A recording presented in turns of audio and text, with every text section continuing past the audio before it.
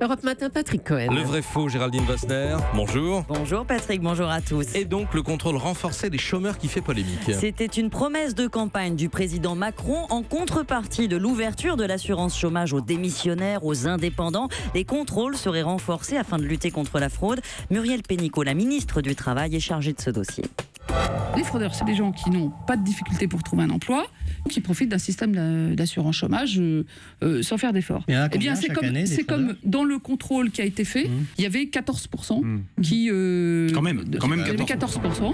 14% des chômeurs contrôlés n'avaient pas de difficulté à retrouver un emploi, vrai ou faux ? C'est plus complexe que ça, Patrick. Et la ministre le sait, sur près de 270 000 chômeurs contrôlés depuis fin 2015 par Pôle emploi, 14% ont été radiés, c'est vrai, parce qu'ils ne répondaient pas à leurs obligations, mais 2 sur 3 se sont aussitôt réinscrits dans un délai très court. Ça montre qu'ils n'avaient aucune facilité, au contraire, ce sont des gens dont le profil correspond souvent à une grande lassitude. Près d'un quart avaient épuisé leurs droits, ils ne touchaient plus que l'ASS, l'allocation de solidarité spécifique, donc 490 € par mois.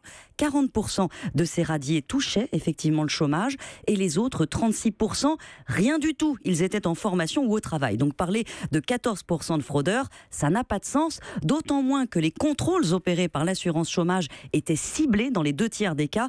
Impossible donc de généraliser aux 3 185 000 chômeurs qui touchent une indemnisation aujourd'hui. Est-ce qu'on peut quand même évaluer ce que pèse la fraude ? Alors on peut l'estimer grâce au dernier rapport de la délégation nationale de lutte contre les fraudes. À Pôle emploi, elles ont représenté en 2016 178 millions d'euros, un chiffre qui est en hausse constante à mesure que les contrôles se renforcent. Mais pour garder l'ordre de grandeur à l'esprit, ça représente ces 178 millions, 0,5% des près de 34 milliards de prestations chômage qui ont été versées. Donc même si tout n'est pas détecté, on reste dans l'épiphénomène. La majorité de ces fraudes concernent des reprises d'emploi non déclarées. Donc ce ne sont pas des gens qui font rien, mais qui, avec l'explosion des contrats courts, soit se trompent, soit tentent d'améliorer un peu l'ordinaire.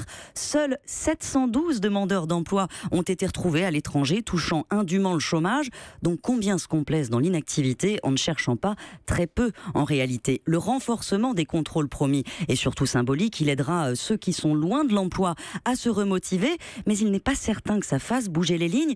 Sur l'ensemble des offres déposées à Pôle emploi l'an dernier, l'immense majorité ont été pourvues et celles qui ne l'ont pas été, vous savez, ces fameuses offres qui ne trouvent pas preneur, 150 000, elles n'ont pas moqué de postulants en fait. Des chômeurs se sont présentés, mais leur profil ne correspondait pas. Un problème de formation donc, plus que de volonté. Merci à vous Géraldine Wassner et à demain pour un autre vrai faux. Europe 1.